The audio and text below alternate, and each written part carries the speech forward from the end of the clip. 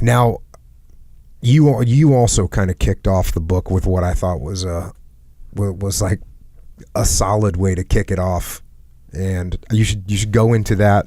I know we were trying to pick out some good sections here, but I thought the opener that you put in, which you opened with a phrase that we've been using quite a bit lately, but kick off that introduction to the book, Dichotomy of Leadership.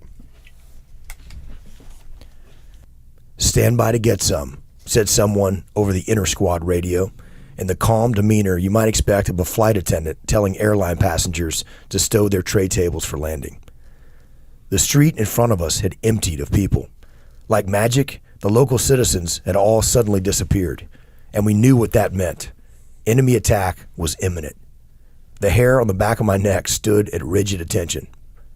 After many a vicious gunfight in Ramadi, "Stand by to get some" was a running joke that eased the tension right when we knew trouble was coming. The more nonchalantly it could be said, under the direst of circumstances, the funnier it was.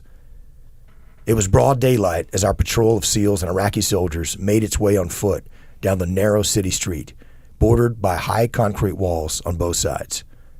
Suddenly, the world exploded.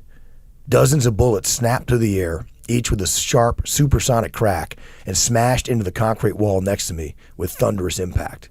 Shards of concrete flew everywhere.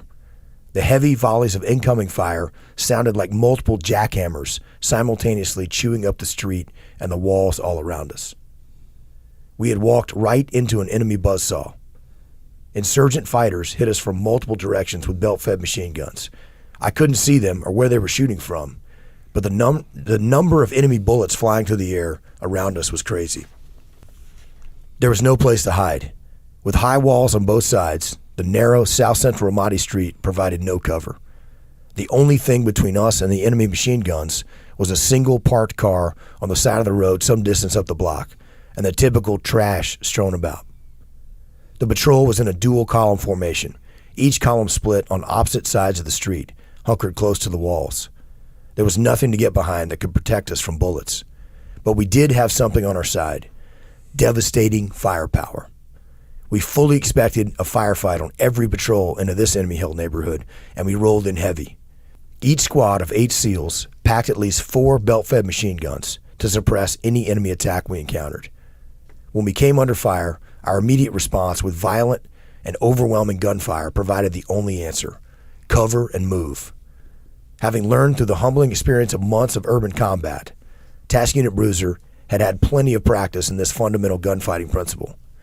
Within nanoseconds, the SEALs with the big machine guns up front unleashed the most ruthless and lethal barrage of fire you could imagine. Despite the intensity and violence of the close urban combat, I couldn't help but smile. Couldn't help but smile.